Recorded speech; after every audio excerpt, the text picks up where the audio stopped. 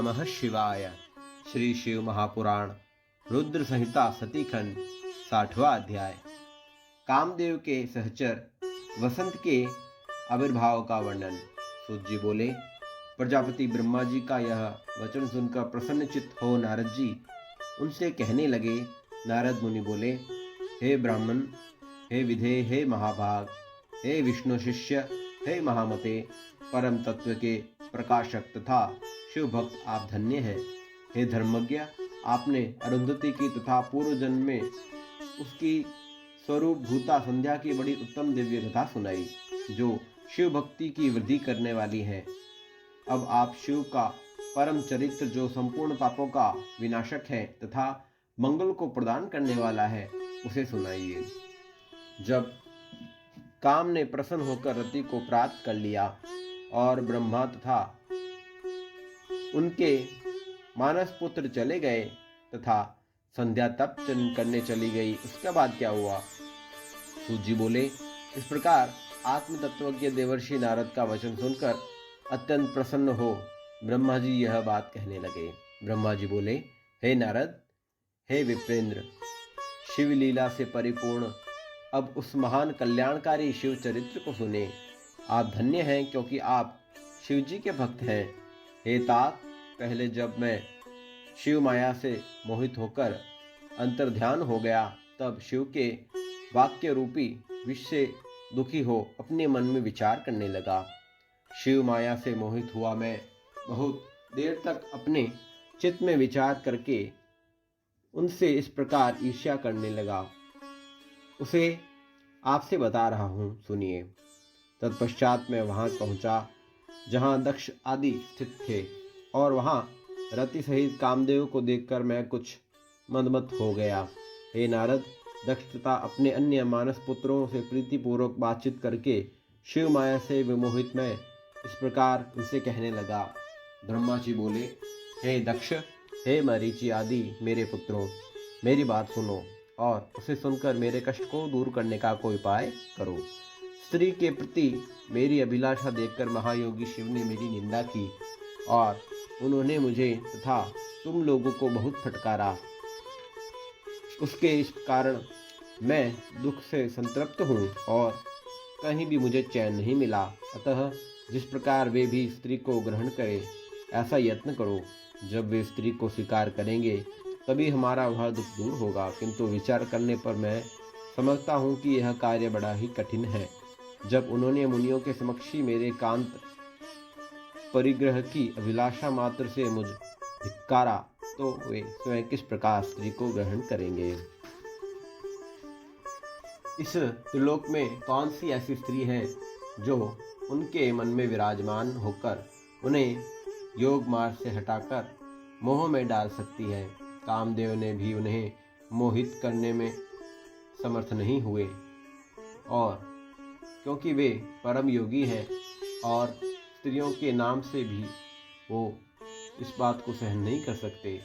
जो प्रसंग के द्वारा भी स्त्री का नाम कदापि नहीं सहन कर सकता, तो भला वह वाणी से स्त्री ग्रहण कर किस प्रकार सृष्टि कार्य में प्रविष्ट हो सकता है? इस पृथ्वी में बड़े बड़े देवता भी माया के बंधन में पड़े हुए हैं। जो बचे हुए हैं वे विष्णु के बंधन में बंधे हैं, और जो कुछ देवगण शंभु के उपायों से आबंध है। संसार से मुक्त तथा एकांत वैरागी सदाशिव के अतिरिक्त और कौन है जो ऐसा दुष्कर कार्य कर सकता है? इस प्रकार दक्षादि पुत्रों से कहकर रति सहित कामदेव को वहां देखकर मैं आनंद पूर्वक उनसे कहने लगा। ब्रह्मा जी बोले, मेरे श्रेष्ठ पुत्र, हे कामदेव, तुम सभी प्रकार से सबको सुख देने वाले हो। हे पितवत्सल, तुम अपनी पत्नी सहित प्रसन्नतापूर्वक मेरी बात सुनो। हे मनोभव, तुम अपनी इस सहचारिणी स्त्री के साथ जिस प्रकार शोभा पा रहे हो, और यह भी वैसे ही तुम्हें पति रूप में प्राप्त कर अति शोभित हो रही है। जिस प्रकार महालक्ष्मी से भगवान विष्णु तथा विष्णु से महालक्ष्मी एवं जिस प्रकार रात्रि से चंद्रमा एवं चंद्रमा से रात्रि सुशोभित होती है, उसी प्रकार तुम दोनों की शोभा है, और तुम्हारा दाम्पत्य भी अलंकृत है। इसलिए तुम इस जगत को जीतने वाले विश्व केतु हो जाओ। हे वत्स, तुम संसार के हित के लिए महादेव को मोहित करो, जिससे प्रसन्न मन वाले शंकर शीघ्र ही विवाह करें। निर्जन स्थान में, उत्तम प्रदेश में, पर्वत पर अथवा तालाब के तट पर जहाँ भी शिवजी जाएं, वही तुम अपनी इस पत्नी के साथ जाकर इन जितेंद्रिय तथा स्त्री रहित शंकर को मोहित करो। इस संसार में तुम्हारे अतिरिक्त और कोई दूसरा इनको मोह में डालने वाला है ही नहीं। हे मनोभव, शंकर जी के अनुराग युक्त हो जाने पर तुम्हारे भी पाप की शांति हो जाएगी। अतः तुम अपनी हित करो। यदि महेश्वर अनुराग होकर स्त्री की अभिलाषा करेंगे तो वे श्रेष्ठ शिव तुम्हारा भी उद्धार कर देंगे। इसलिए तुम अपनी स्त्री को साथ लेकर शंकर जी को मोहित करने का प्रयत्न करो और महेश्वर को मोहित करके विश्व केतु हो जाओ। ब्रह्मा जी बोले, संसार के प्रभु एवं अपने पिता मुझ ब्रह्मा की बात सुनकर वह कामदेव मुझ जगतपति से कहने लगा। मन्मथ बोला, हे विप्रभो, मैं आपके आज्ञा अनुसार शिव को मोहित करूंगा, किंतु हे भगवान, स्त्री ही मेरा मुख्य अस्त्र है। अतः शंकर जी के योग स्त्री का निर्माण कीजिए, जो मेरे द्वारा शिव जी को मोहित करने में उनका पुनः मोहन कर सके।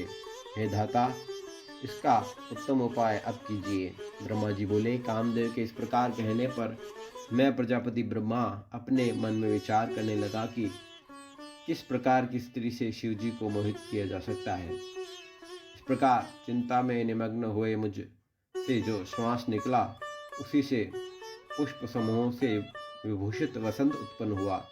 उसके शरीर की क्रांति लाल कमल के समान थी, उसकी आंखें विकसित कमल के समान थी, उसका मुख संध्या के समय उदय हुए पूर्ण चंद्रमा के समान मनोहर था, उसकी नासिका भी बहुत सुंदर थी, उसके चरणों में सिंगे के समान आवर्त थे, वह काले तथा घुंघराले केशों से शोभायमान हो रहा था।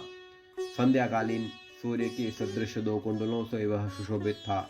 मतवाले हाथी के समान उसकी चाल थी, उसकी भुजाएं लंबी तथा मोटी थी, उसका कंधा अत्यंत ऊंचा था, उसकी ग्रीवा शंख के समान थी, उसका वक्षस्थल बहुत चौड़ा था, मुखमंडल स्थूल तथा सुंदर था, उसके सभी अंग सुंदर थे, वह श्याम वर्ण का था, सभी लक्षणों से युक्त, वह सबको मोहित करने वाला, कामदेव को बढ़ाने वाला तथा अत्यंत दर्शनीय था। इस प्रकार पुष्प छंदों से सुशोभित हुए वसंत के उत्पन्न होते ही सुगंधित वायु चलने लगी, वृक्ष भी फूलों से लद गए, सैकड़ों कोयले मधुर पंचम स्वर में बोलने लगी और बावलियां विकसित तथा स्वच्छ कमलों से युक्त हो गई। इस प्रकार उत्पन्न हुए उस श्रेष्ठ वसंत को देखकर मैं ब्रह्मा कामदेव से मधुर शब्द में कहने लगा। ब्रह्मा जी बोले, हे पुत्र, कामदेव तुल्य यह वसंत अब तुम्हारे लिए अनुकूल मित्र उत्पन्न हो गया है। अब यह तुम्हारी सब प्रकार से सहायता करेगा। जिस प्रकार पवन अग्नि का मित्र बनकर सदा उसका उपकार करता है, उसी प्रकार यह वसंत भी तुम्हारा मित्र बनकर सदा तुम्हारे साथ ही रहेगा। रमण में हेतु होने के कारण यह तुम्हारे साथ निवास करेगा, इसलिए इसका नाम वसंत होगा। लोक का अनुरंजन तथा तुम्हारा अनुगमन ही इसका कार्य होगा। वसंतकालीन यह मलयानिल इस वसंत का श्रृंगार बनकर इसके मित्र रूप में बना रहेगा, जो सदा तुम्हारे अधीन रहेगा। जिस प्रकार तुम्हारे मित्र रहते हैं, उसी प्रकार ये विभोग आदि हाव तथा 64 कलाएं रति के साथ सुहृद होकर रहेंगी। हे काम, तुम अपने इस वसंत आदि सहचरों तथा रति के साथ उद्युत होकर महादेव जी को मोहित करो। हे तात, मैं यत्न पूर्वक अच्छी तरह मन में सोच विचार कर उस कामिनी को प्राप्त करूंगा जो भगवान शंकर को मोहित कर लेगी। ब्रह्मा जी बोले, इस प्रकार मुझ सुर श्रेष्ठ ब्रह्मा के कहने पर उस कामदेव ने पत्नी सहित मेरे चरणों में प्रणाम किया। पुनः दक्ष एवं मेरे मानस पुत्र को प्रणाम कर कामदेव उस स्थान पर गया जहाँ आत्मस्वरूप शंकर जी गए थे। ओम नमः शिवाय। श्री शिव महापुराण रुद्र संहिता सतीखंड 60वां अध्याय संपूर्ण हुआ।